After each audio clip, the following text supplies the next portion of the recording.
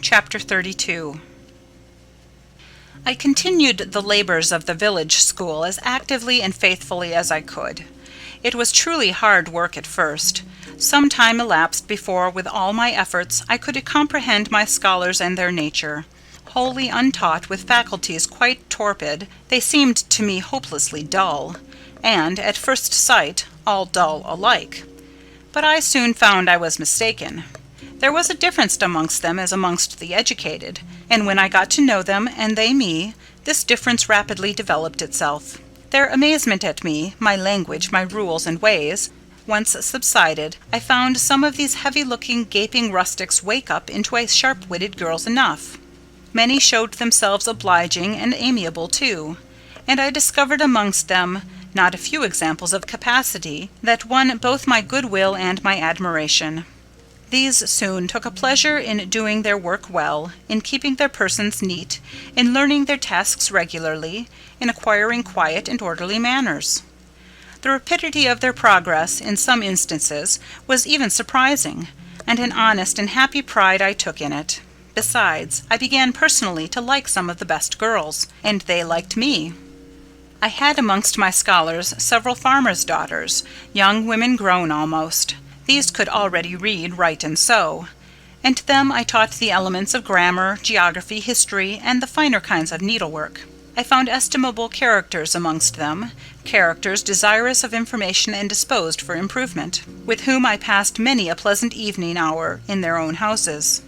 Their parents then, the farmer and his wife, loaded me with attentions. There was an enjoyment in accepting their simple kindness, and in repaying it by a consideration, a scrupulous regard to their feelings, to which they were not, perhaps, at all times accustomed, and which both charmed and benefited them, because while it elevated them in their own eyes, it made them emulous to merit the deferential treatment they received. I felt I became a favourite in the neighbourhood. Whenever I went out, I heard on all sides cordial salutations, and was welcomed with friendly smiles. To live amidst general regard, though it be but the regard of working people, is like sitting in sunshine calm and sweet. Serene inward feelings bud and bloom under the ray. At this period of my life, my heart far oftener swelled with thankfulness than sank with dejection. And yet, reader, to tell you all in the midst of this calm, this useful existence, after a day passed in honourable exertion amongst my scholars, an evening spent in drawing or reading contentedly alone, I used to rush into strange dreams at night, dreams many-coloured, agitated, full of the ideal, the stirring, the stormy, dreams where, amidst unusual scenes, charged with adventure, with agitating risk and romantic chance, I still again and again meet Mr. Rochester, always at some exciting crisis, and then the sense of being in his arms, hearing his voice, meeting his eye, touching his hand and cheek, loving him, being loved by him, the hope of passing a lifetime at his side, would be renewed with all its first force and fire. Then I woke. Then I recalled where I was and how situated. Then I rose up on my curtainless bed, trembling and quivering. And then the still, dark night witnessed the convulsion of despair and heard the burst of passion. By 9 o'clock the next morning I was punctually opening the school, tranquil, settled, prepared for the steady duties of the day. Rosamond Oliver kept her word in coming to visit me. Her call at the school was generally made in the course of her morning ride. She would canter up to the door on her pony, followed by a mounted livery servant. Anything more exquisite than her appearance, in her purple habit, with her Amazon's cap of black velvet placed gracefully above the long curls that kissed her cheek and floated to her shoulders, can scarcely be imagined. And it was thus she would enter the rustic building and glide through the dazzled ranks of the village children. She generally came at the hour when Mr. Rivers was engaged in giving his daily catechizing lesson. Keenly, I fear, did the eye of the visitress pierce the young pastor's heart. A sort of instinct seemed to warn him of her entrance, even when he did not see it, and when he was looking quite away from the door, if she appeared at it, her cheek would glow, and his marble-seeming features, though they refused to relax, changed indescribably, and in their very quiescence became expressive of a repressed fervour, stronger than working muscle or darting glance could indicate. Of course, she knew her power. Indeed, he did not, because he could not conceal it from her.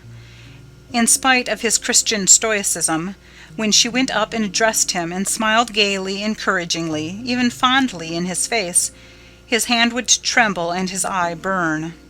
He seemed to say, with his sad and resolute look, if he did not say it with his lips, "I love you, and I know you prefer me. It is not despair of success that keeps me dumb. If I offered my heart, I believe you would accept it. But that heart is already laid on a sacred altar. The fire is arranged round it. It will soon be no more than a sacrifice consumed." And then she would pout like a disappointed child. A pensive cloud would soften her radiant vivacity. She would withdraw her hand hastily from his, and turn in transient petulance from his aspect, at once so heroic and so martyr-like. St. John, no doubt, would have given the world to follow, recall, retain her, when she thus left him. But he would not give one chance of heaven, nor relinquish, for the Elysium of her love, one hope of the true, eternal paradise. Besides, he could not bind all that he had in his nature, the rover, the aspirant, the poet, the priest, in the limits of a single passion. He could not, he would not, renounce his wild field of mission warfare for the parlours and the peace of Vale Hall. I learnt so much from himself in an inroad I once, despite his reserve, had the daring to make on his confidence. Miss Oliver already honoured me with frequent visits to my cottage.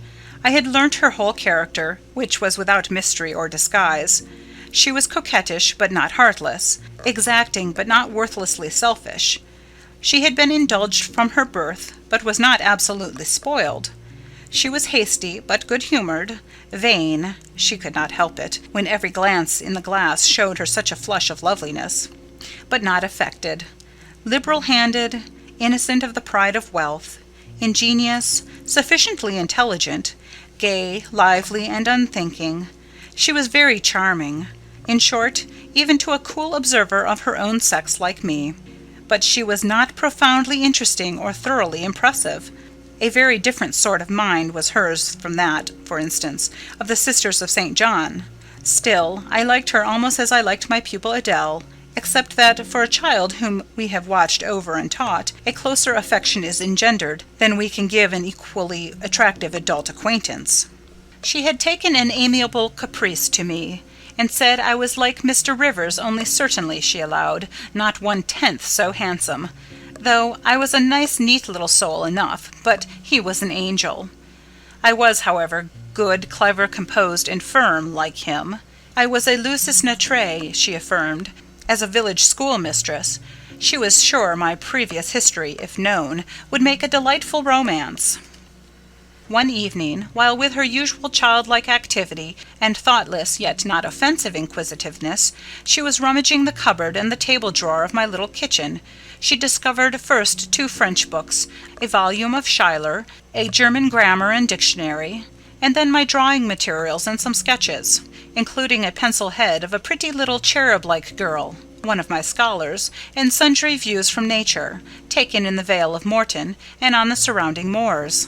She was first transfixed with surprise, and then electrified with delight. Had I done these pictures? Did I know French and German? What a love, what a miracle I was! I drew better than her master in the first school in S. Would I sketch a portrait of her to show to papa?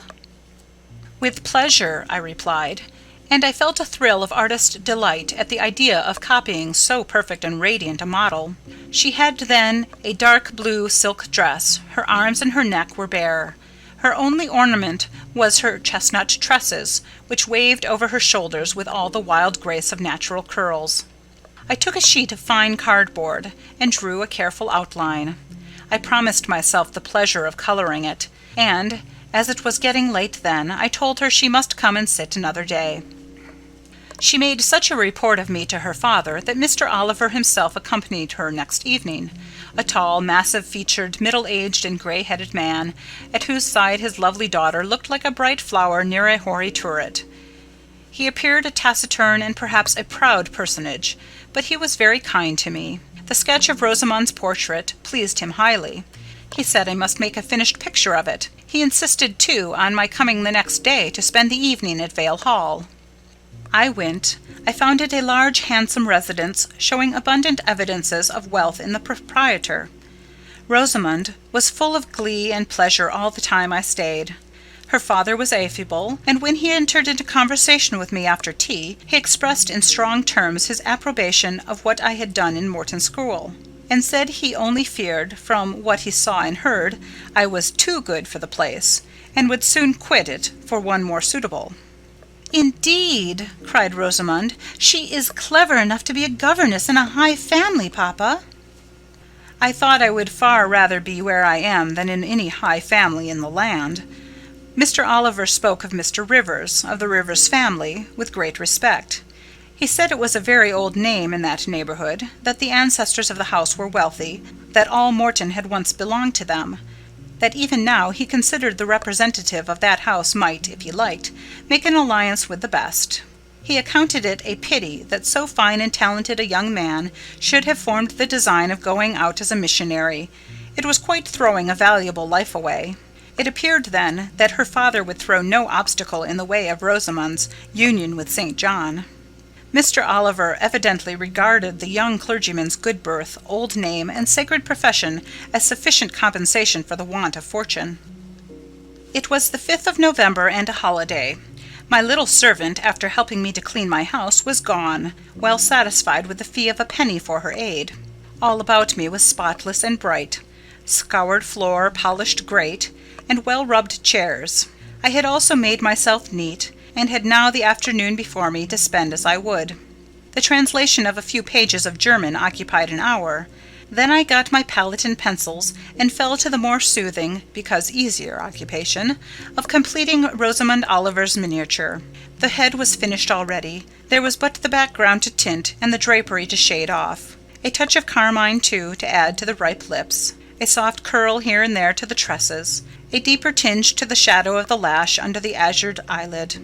I was absorbed in the execution of these nice details, when after one rapid tap my door unclosed, admitting St. John Rivers. "I am come to see how you are spending your holiday," he said. "Not, I hope, in thought. No, that is well. While you draw, you will not feel lonely. You see, I mistrust you still. Though you have borne up wonderfully so far, I have brought you a book for evening solace." And he laid on the table a new publication, a poem, one of those genuine productions so often vouchsafed to the fortunate public of those days, the golden age of modern literature. Alas! the readers of my era are less favoured. But courage! I will not pause either to accuse or repine.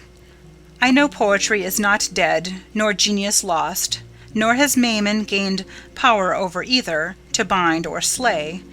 They will both assert their existence, their presence, their liberty and strength again one day. Powerful angels safe in heaven, they smile when sordid souls triumph, and feeble ones weep over their destruction. Poetry destroyed? Genius banished? No! Mediocrity, no! Do not let envy prompt you to the thought. No, they not only live, but reign and redeem.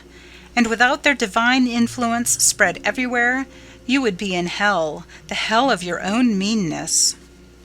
While I was eagerly glancing at the bright pages of Marmion, for Marmion it was, St. John stooped to examine my drawing. His tall figure sprang erect again with a start. He said nothing. I looked up at him. He shunned my eye. I knew his thoughts well, and could read his heart plainly. At the moment I felt calmer and cooler than he. I had then temporarily the advantage of him, and I conceived an inclination to do him some good, if I could. With all his firmness and self-control, thought I, he tasks himself too far, locks every feeling and pain within, expresses, confesses, imparts nothing. I am sure it would benefit him to talk a little about his sweet Rosamond, whom he thinks he ought not to marry. I will make him talk. I said first, "Take a chair, Mr. Rivers." But he answered, as he always did, that he could not stay. "Very well," I responded mentally. "Stand if you like, but you shall not go just yet. I am determined. Solitude is at least as bad for you as it is for me. I'll try if I cannot discover the secret spring of your confidence, and find an aperture in that marble breast through which I can shed one drop of the balm of sympathy." "Is this portrait like?" I asked bluntly. "Like? Like whom? I did not observe it closely." "You did, Mr. Rivers." He almost started at my sudden and strange abruptness. He looked at me astonished. "Oh, that is nothing yet," I muttered within. "I don't mean to be baffled by a little stiffness on your part. I am prepared to go considerable lengths." I continued, "You observed it closely and distinctly, but I have no objection to your looking at it again." And I rose and placed it in his hand. "A well-executed picture," he said. "Very soft, clear colouring, very graceful and correct drawing." Yes, I know all that. But what of the resemblance? Who is it like?" Mastering some hesitation, he answered, "Miss Oliver, I presume?" "Of course. And now, sir, to reward you for that accurate guess, I promise to paint you a careful and faithful duplicate of this very picture, provided you admit that the gift would be acceptable to you. I don't wish to throw away my time and trouble on an offering you would deem worthless." He continued to gaze at the picture. The longer he looked, the firmer he held it, the more he seemed to covet it. "It is like," he murmured. "The eye is well managed, the colour, light, expression are perfect. It smiles." "Would it comfort or would it wound you to have a similar painting? Tell me that.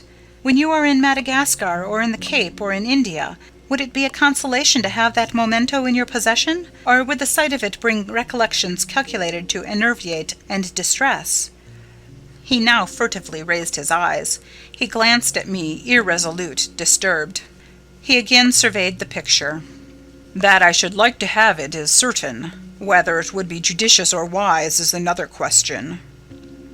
Since I have ascertained that Rosamond really preferred him, and that her father was not likely to oppose the match, I, less exalted in my views than St. John, had been strongly disposed in my own heart to advocate their union.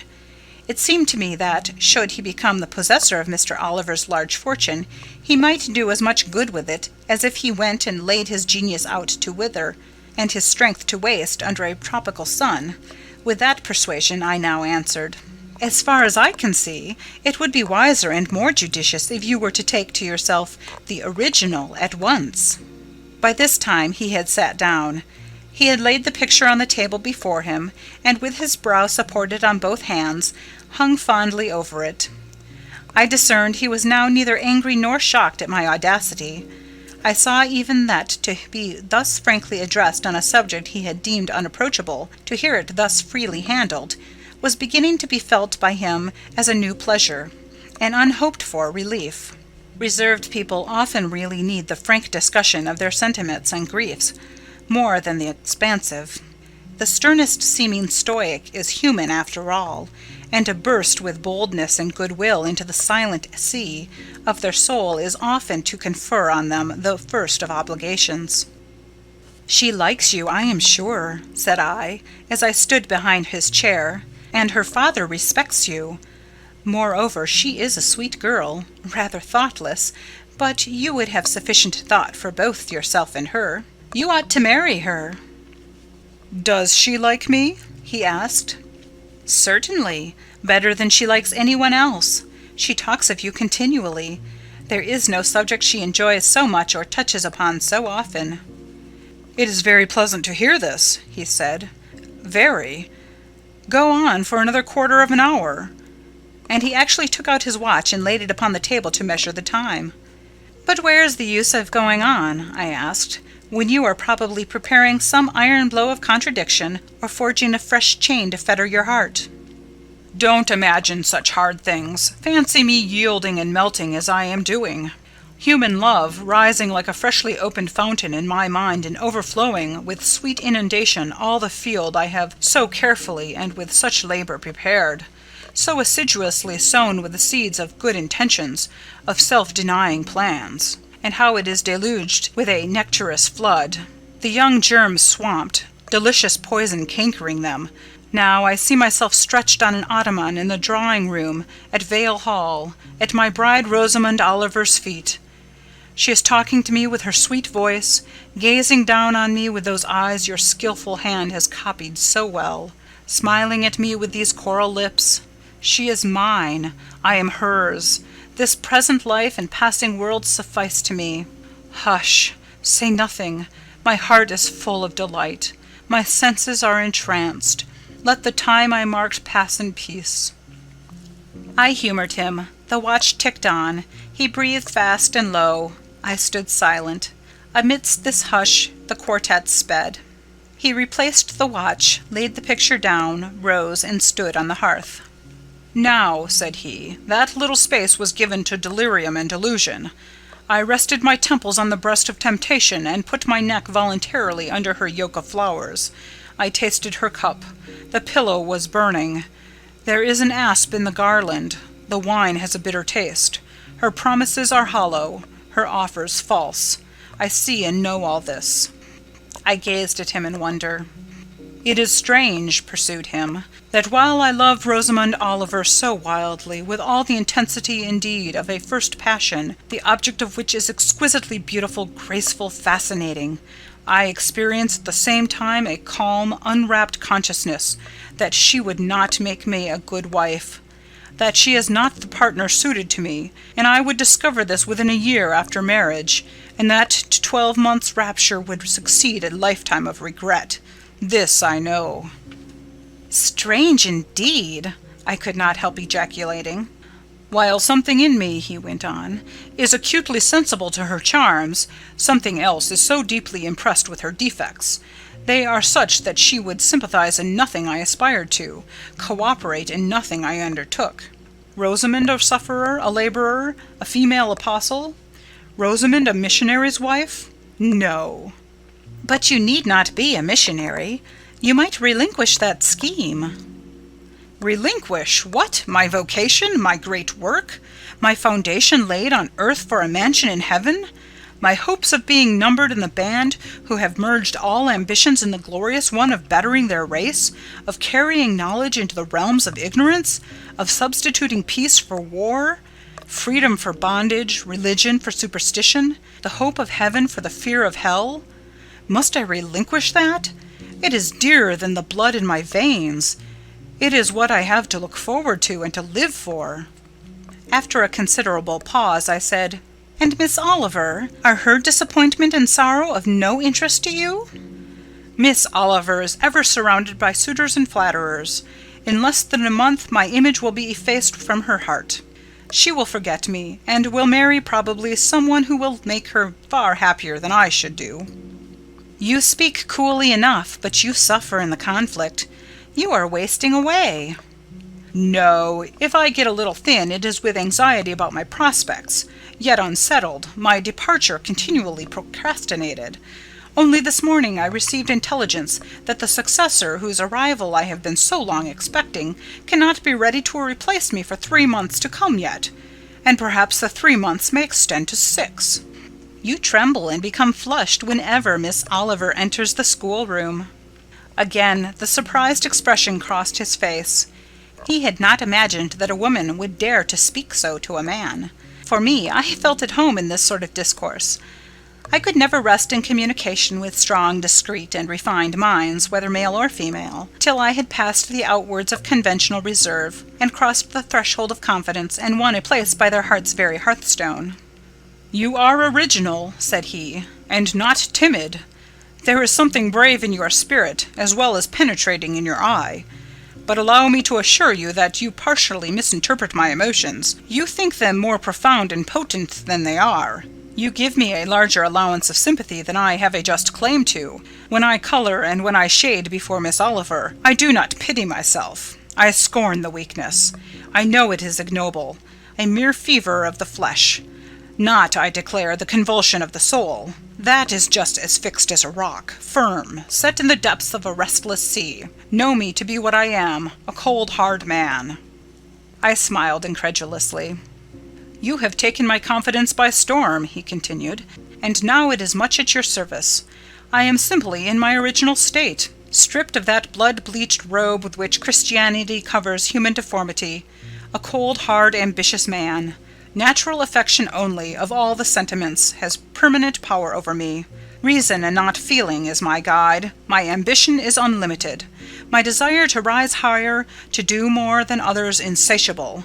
I honour endurance, perseverance, industry, talent, because these are the means by which men achieve great ends and mount to lofty eminence. I watch your career with interest, because I consider you a specimen of a diligent, orderly, energetic woman, not because I deeply compassionate what you have gone through, or what you still suffer." "You would describe yourself as a mere pagan philosopher," I said. "No, there is this difference between me and deistic philosophers. I believe, and I believe the gospel. You missed your epithet. I am not a pagan, but a Christian philosopher, a follower of the sect of Jesus. As his disciple, I adopt his pure, his merciful, his benignant doctrines. I advocate them. I am sworn to spread them. Won in youth to religion, she has cultivated my original qualities thus. From the minute germ, natural affection, she has developed the overshadowing tree, philanthropy. From the wild, stringy root of human uprightness, she has reared a due sense of the divine justice, of the ambition to win power and renown for her wretched self. She has formed the ambition to spread my Master's kingdom, to achieve victories for the standard of the cross. So much has religion done for me, turning the original materials to the best account, pruning and training nature. But she could not eradicate nature, nor will it be eradicated, till this mortal shall put on immortality." Having said this, he took his hat, which lay on the table beside my pallet. Once more he looked at the portrait. "She is lovely," he murmured. "She is well named the Rose of the World, indeed." "And may I not paint one like it for you?" "Chi bono? No." He drew over the picture the sheet of thin paper on which I was accustomed to rest my hand in painting, to prevent the cardboard from being sullied. What he suddenly saw on this blank paper it was impossible for me to tell, but something had caught his eye. He took it up with a snatch. He looked at the edge, then shot a glance at me, inexpressibly peculiar and quite incomprehensible, a glance that seemed to take and make note of every point in my shape, face, and dress, for it traversed all, quick, keen as lightning. His lips parted as if to speak, but he checked the coming sentence, whatever it was. "What is the matter?" I asked. "Nothing in the world," was the reply, and replacing the paper, I saw him dexterously tear a narrow strip from the margin. It disappeared in his glove, and with one hasty nod and good afternoon he vanished. "Well," I exclaimed, using an expression of the district, "that caps the globe, however." I, in my turn, scrutinized the paper, but saw nothing on it save a few dingy stains of paint where I had tried the tint in my pencil. I pondered the mystery a minute or two, but finding it insolvable, and being certain it could not be of much moment, I dismissed and soon forgot it.